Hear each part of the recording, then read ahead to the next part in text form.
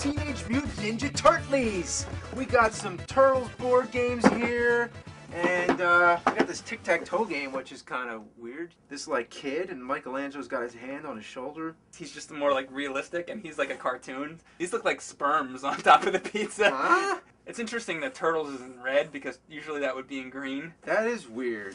Durable high-tech construction. How high-tech is this? This like plastic toy from the 80s is high-tech. Sure. Let's see if it's high-tech. Maybe it's made out of like some kind of titanium or something. Yeah, but maybe we're wrong. Durable my ass. Look at this. Look, you could bend this shit. Oh my god, I could break that so easily. High-tech. Yeah, real durable. Alright, we're going to throw these pizzas, and what kind of pizzas are these? They look like they've been chewed up and barfed out. They look kind of like nutsacks to me. Oh.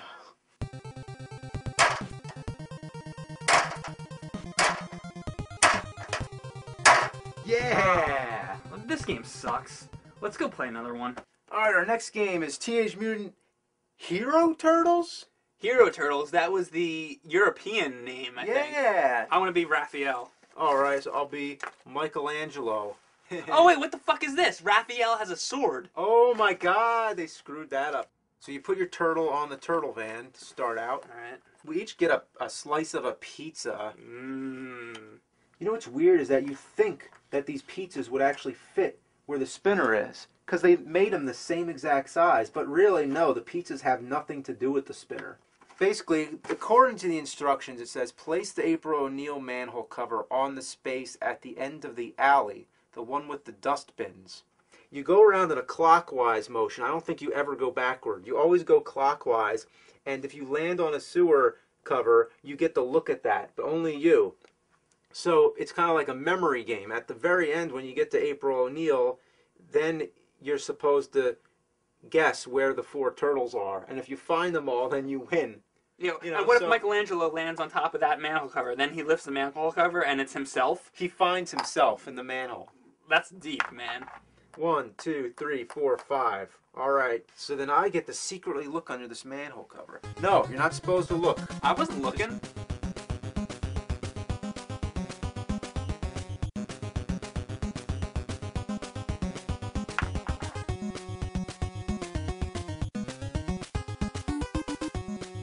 Okay, spin. Wherever the spinner goes, you look at this quadrant of the slice or whatever. Oh, quadrant of the slice? Yeah, I don't know. Let's see what happens. And I got red background. Now, red background meant the player who has the matching player piece may look under any manhole cover immediately. Ooh, I like that. Alright, made it to April, and let me guess where the turtles are. Leonardo, Donatello, Michelangelo, and Raphael.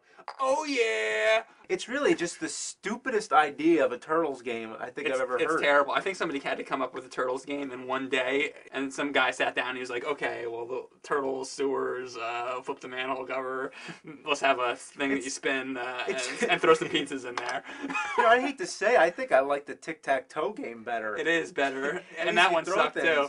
This game is the one that most people remember, the Pizza Power game. This is the one I remember.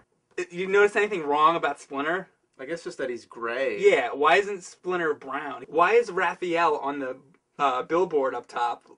Don't the turtles usually hide in the sewers? Hey, look at this. Like they got these little comics. Is there anything you turtles won't eat for breakfast? Sure, lunch and dinner.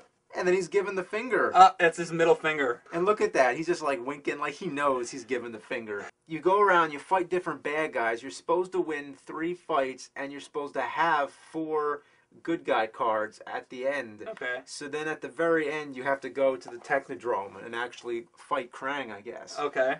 Rocksteady says punk. It's true that Bebop and Rocksteady were punks before they got mutated into a rhino and warthog. Yeah. But why would they just have to call them punks? So we just put all the bad guy cards in their respective colors. If you land on a fight space close to one of these quadrants where they have a bad guy, then you get to fight the Everything's a fucking quadrant.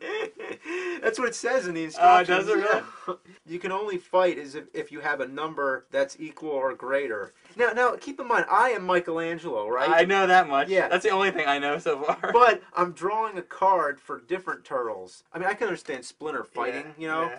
but April O'Neil fighting Krang. She'd be fucked. Yeah. You put the dice right in there, and you have 2 chances to land the dice into the number that card is. Oh, so God. What happens if the dice lands outside? Then you lose. Do you think kids would really enjoy this flipper thing? I mean, kids would just be like, eh. Once you win those 3 fights and get the 4 cards that you need, the 4 good guy cards, then you're supposed to take the spinner off the board. Like now you're supposed to go to the Technodrome. But that's not all. You have to enter the Technodrome through one of these manholes on the side. And to do that, to move them, you have to land on a move sewer cover. Once you get to the Technodrome, the way to beat Krang, you have to flip this thing 4 times.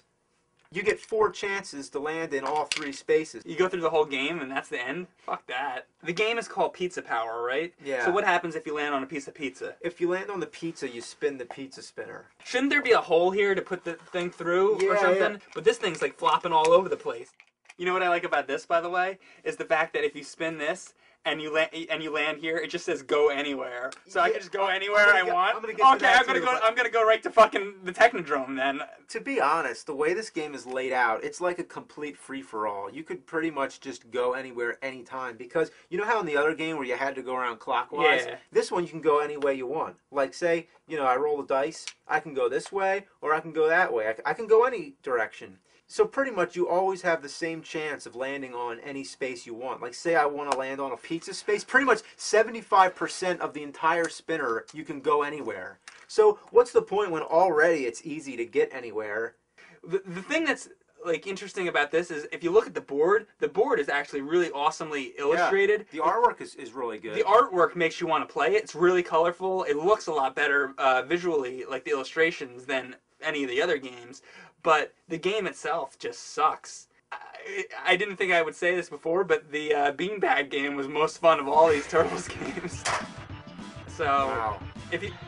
All I'm going to say about these Ninja Turtles board games is, if you want to play a fun Ninja Turtles game, play one of the video games, not the board games, because they suck. Cowabunga. Yeah.